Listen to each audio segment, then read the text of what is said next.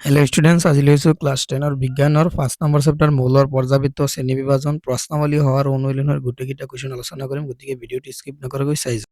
1 number question, নিউটনৰ অষ্টসূত্ৰ স্তম্ভত ডবাৰেনৰ tried আছিল নে তুলনা কৰি বিচাৰি লোৱা। হয়, নিউটনৰ অষ্টস্তম্ভত ডবাৰেনৰ ট্ৰাইড আছিল। উদাহৰণস্বৰূপে ডবাৰেনৰ এটা ট্ৰাইড আছিল লিথিয়াম, সোডিয়াম আৰু পটেছিয়াম। নিউটনৰ অষ্টকৰ তালিকাত এই মৌলকেইটা একেটা উলম্ব স্থানত পাইছিল, য'ত লিথিয়ামৰ পিছত অষ্টম মৌলটোৰ নাম হৈছে সোডিয়াম।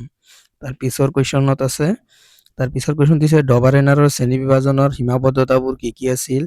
ডবাৰেনাৰৰ শ্ৰেণী বিভাজনৰ সীমাবদ্ধতা আছিল, যেনে তলত দিয়া হ'ল শ্ৰেণী বিভাজনৰ প্ৰধান সীমাবদ্ধতা আছিল। এই সময়ত আৱিষ্কৃত সকলোবোৰ মৌলক তেওঁ ট্ৰাইড হিচাপে সজাব পৰা নাছিল। তেওঁ মাত্ৰ 3টা ট্ৰাইড, মুঠ 9টা মৌল চিনাক্ত কৰিবলৈ সক্ষম হৈছিল। তাৰপিছত আছে নিউটনৰ অষ্টসূত্ৰৰ সীমাবদ্ধতাবোৰ কি কি আছিল। পইণ্ট আছে, নিউটনৰ অষ্টসূত্ৰৰ সীমাবদ্ধতাবোৰ হ'ল এই সূত্ৰ কেৱল কেলছিয়াম মৌলকলৈকে প্ৰযোজ্য হৈছিল। নিউটনৰ অষ্টকৰ ধাৰণা যে প্ৰকৃতিতে মাত্ৰ 56টা মৌলহে আছে বা ভৱিষ্যতত কোনো নতুন মৌল আৱিষ্কৃত নহয়, আৰু এইটো ভুল বুলি প্ৰমাণিত হৈছিল। তাৰ পিছৰটো চাই যোৱা। তাৰ পিছৰ কুৱেশ্যন, মেণ্ডেলিভৰ পৰ্যাবৃত্ত তালিকাখন ব্যৱহাৰ কৰি তলত দিয়া মৌলকেইটাৰ অক্সাইডৰ সংকেত নিৰ্ণয় কৰা। অক্সাইডৰ সংকেত কে, পটেছিয়াম K2O আৰু কাৰ্বন কাৰ্বন CO2, অক্সাইডৰ সংকেত carbon dioxide, aluminium oxide Al2O3, silicon SiO2, barium BaO। তাৰপিছত আছে গেলিয়ামৰ উপৰি আন কোনকেইটা মৌলৰ বাবে মৌলকেইটা আৱিষ্কাৰ হোৱাৰ পূৰ্বে মেণ্ডেলিভে তেওঁৰ তালিকাত ঠাই ৰাখি থৈ গৈছিল। যিকোনো দুটা, স্কেণ্ডিয়াম Sc, স্কেণ্ডিয়াম আৰু জাৰ্মেনিয়াম G। মেণ্ডেলিভে এইবোৰ ক্ৰমে একা বৰণ আৰু একা এলুমিনিয়াম নাম দিছিল। 3 নম্বৰ, মেণ্ডেলিভৰ তেওঁৰ পৰ্যাবৃত্ত তালিকাত যোগাওঁতে মানি চলা নীতিসমূহ কি কি আছিল বা ক্ৰাইটেৰিয়া। দুটা মূল নীতি আছিল, মৌলবোৰ সিহঁতৰ পাৰমাণৱিক ভৰৰ ঊৰ্ধ্বক্ৰম অনুসৰি সজাইছিল। তাৰপিছত একেধৰণৰ ৰাসায়নিক ধৰ্ম থকা মিল থকা মৌলবোৰ একেটা স্তম্ভত স্থান দিছিল। তাৰপিছতটো আছে, সম্ভ্ৰান্ত গেছবোৰক এটা সুকীয়া বৰ্গত কিয় স্থান দিয়া হৈছে। আনচাৰ চাই যোৱা। সম্ভ্ৰান্ত গেছবোৰ যেনে হৈছে হিলিয়াম, লিথিয়াম, নিয়ন আদি নিষ্ক্ৰিয় বা সম্ভ্ৰান্ত গেছ সঠিক হয়, আৰু ইহঁতৰ যোজক কক্ষ সম্পূৰ্ণ হৈ থাকে। বাকী মৌলবোৰৰ সৈতে ইহঁতৰ ধৰ্ম নিমিলিব পাৰে, আৰু আগৰ বিন্যাস কোনো খেলিমেলি নকৰাকৈ সহজে বহুৱাবলৈ সিহঁতক এটা সুকীয়া বৰ্গত বা শূন্য স্থানত স্থান দিয়া হৈছে। আধুনিক পৰ্যাবৃত্ত তালিকাই, তাৰ পিছৰ কুৱেশ্যন, মেণ্ডেলিভৰ পৰ্যাবৃত্ত তালিকাত থকা আসোঁৱাহ কিদৰে দূৰ কৰিছিল। 1 নম্বৰ, 800ৰ পৰা স্থান একে পাৰমাণৱিক সংখ্যা হোৱাৰ বাবে 800ৰ পৰা এটা নিৰ্দিষ্ট স্থান পাইছিল। ভুল ক্ৰম সংশোধন, বেছি পাৰমাণৱিক ভৰৰ মৌল কম পাৰমাণৱিক ভৰৰ মৌলৰ আগত থকাৰ বাবে খেলিমেলি দূৰ হ'ল, যেনে কাৰ্বনৰ পাৰমাণৱিক সংখ্যা 27 আৰু Ni নিকেলৰ 28, গতিকে কবাল্ট আৰু স্বয়ংক্ৰিয়ভাৱে Ni ৰ আগত বহিল। হাইড্ৰজেনৰ স্থান ইয়াক কক্ষৰ ধাতুৰ সৈতে প্ৰথম বৰ্গত একে। মেগনেছিয়ামৰ দৰে ৰাসায়নিক বিক্ৰিয়া দেখুৱাব বুলি ভবা দুটা মৌলৰ নাম লিখি সিহঁতৰ বাছনিৰ ভিত্তি কি। মৌল দুটা হ'ল কেলছিয়াম অক্সাইড আৰু বেৰিলিয়াম। সিহঁতৰ বাছনিৰ ভিত্তি, সিহঁতৰ মেগনেছিয়ামৰ দৰে আধুনিক পৰ্যাবৃত্ত তালিকাৰ 2 নং বৰ্গত অৱস্থিত আৰু আটাইকেইটাৰ বহিৰতম কক্ষত দুটাকৈ যোজক কক্ষত ইলেক্ট্ৰন থাকে। তাৰপিছত আছে নাম লিখা। বহিৰতম কক্ষত এটাকৈ ইলেক্ট্ৰন থকা 3টা মৌল, লিথিয়াম, সোডিয়াম, পটাছিয়াম। তাৰপিছত আছে বহিৰতম কক্ষত দুটাকৈ ইলেক্ট্ৰন থকা দুটা মৌল, বেৰিলিয়াম আৰু মেগনেছিয়াম। পৰিপূৰ্ণ বহিৰতম কক্ষত থকা 3টা মৌল, হিলিয়াম, নিয়ন, আৰ্গন। লিথিয়াম, সোডিয়াম, পটাছিয়াম আটাইকেইটা ধাতু। সিহঁতৰ পানীৰ সৈতে বিক্ৰিয়া কৰি হাইড্ৰজেন গেছ মুক্ত কৰে। এই মৌলকেইটাৰ পৰমাণুৰ কিবা সাদৃশ্য আছেনে।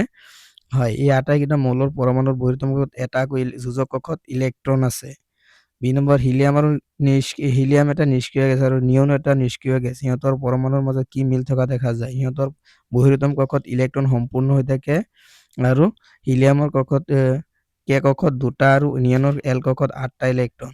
আধুনিক পৰ্যাবৃত্ত তালিকাত থকা প্ৰথম 10টা মৌলৰ ভিতৰত কোনকেইটা ধাতৱ মৌল বা ধাতু। লিথিয়াম আৰু বেৰিলিয়াম। 6 নম্বৰ, পৰ্যাবৃত্ত তালিকাত স্থান বিবেচনা কৰা মৌলকেইটা কোনকেইটা আটাইতকৈ বেছি ধাতৱধৰ্মী দিয়া আছে, এইকেইটা চাই যোৱা। তাৰপিছত আছে পৰমাণু সিহঁতৰ যোজক ইলেক্ট্ৰন অধিক সহজে হেৰুৱায়, কাৰণ বাওঁফালৰ পৰা সোঁফাললৈ গ'লে ইলেক্ট্ৰন হেৰুৱাবৰ ক্ষমতা থাকে।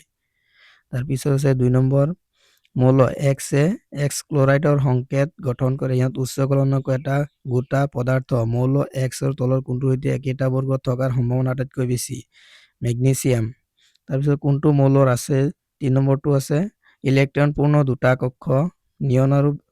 নিয়ন বিন্যাস 2,8 আৰু 2,8, 2 ইলেক্ট্ৰনীয় বিন্যাস এইটো মেগনেছিয়ামৰ। তাৰপিছত যোজক কক্ষত 4টা ইলেক্ট্ৰনৰ সৈতে মুঠ 3টা কক্ষ যেনে 2, 8, 4, তাৰপিছত যোজক কক্ষত 3টা ইলেক্ট্ৰনৰ সৈতে মুঠ 2টা কক্ষ বৰণ 2, 3, দ্বিতীয় কক্ষত প্ৰথম কক্ষৰ দুগুণ এইটো হ'ব কাৰ্বন 2, 4।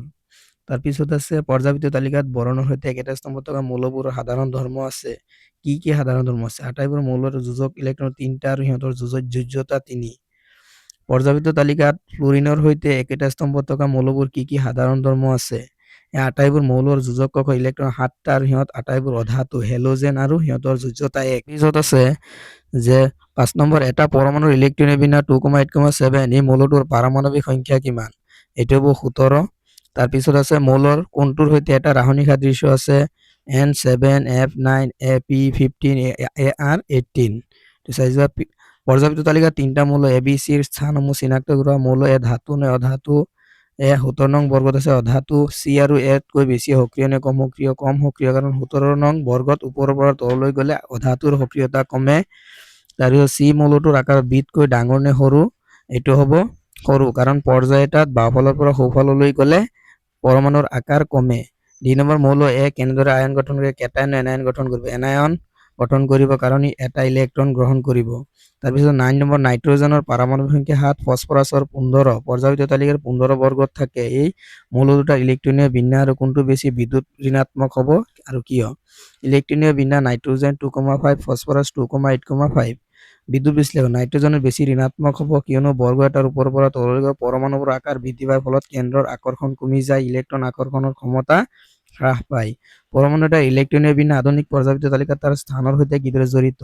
পৰমাণু এটাৰ ইলেক্ট্ৰনৰ সৈতে মুঠ কক্ষ তাৰ পৰ্যায় এটা নিৰ্দেশ কৰে। পৰমাণু আটাইতকৈ বাহিৰৰ কক্ষত থকা যোজক ইলেক্ট্ৰনৰ সংখ্যা তাৰ বৰ্গৰ নিৰ্দেশ কৰে। যোজক ইলেক্ট্ৰন 1 দ্বিতীয় বৰ্গ 1 বা 2 আৰু 3 আৰু 8 হয়, তেন্তে যোজক ইলেক্ট্ৰন 10 হয়। তাৰপিছত আধুনিক পৰ্যাবৃত্ত তালিকাত কুৱেশ্যনটো চাই যোৱা, এনসাৰটো কৈ যাম। কেলছিয়ামৰ পাৰমাণৱিক সংখ্যা কেলছিয়াম 20 বিন্যাস 2, 8, 8, 2 যোজক ইলেক্ট্ৰন। সিহঁতৰ বিন্যাস চাই যোৱা, দুটাৰ কেলছিয়ামৰ সৈতে মিলিব, এইটো চাই যোৱা কুৱেশ্যনটো। তাৰপিছত 10 নম্বৰ কুৱেশ্যনটো পাৰ্থক্য চাই যোৱা। মই এইটো নকওঁ, তোমালোকে চাই যোৱা, দেখুৱাই দি আছো, তোমালোকে চাই যোৱা। আৰু এটা কথা কওঁ, যিসকলে এইটো চেনেলত নতুনকৈ আহিছা চেনেলটো ছাবস্ক্ৰাইব কৰি দিবা আৰু ভিডিঅ'বিলাক তোমাৰ বন্ধুবৰ্গলৈ শ্বেয়াৰ কৰি দিবা, যাতে এনেধৰণৰ ভিডিঅ'বিলাক পাবলৈ সক্ষম হয়, যাতে তোমালোকে পৰীক্ষাত ভাল ফলাফল কৰিব পাৰা। এইবোৰ ভিডিঅ' চাই যাতে তোমালোকে উপকৃত হোৱা, সেইকাৰণে ভিডিঅ'বিলাক ৰেগুলাৰ আপলোড কৰি আছো। গতিকে তোমালোকে ভিডিঅ'বিলাক শ্বেয়াৰ কৰিবা আৰু চেনেলটো ছাবস্ক্ৰাইব কৰি দিবা আৰু তোমাৰ বন্ধুবৰ্গলৈ শ্বেয়াৰ কৰি দিবা ভিডিঅ'বিলাক, যাতে আৰু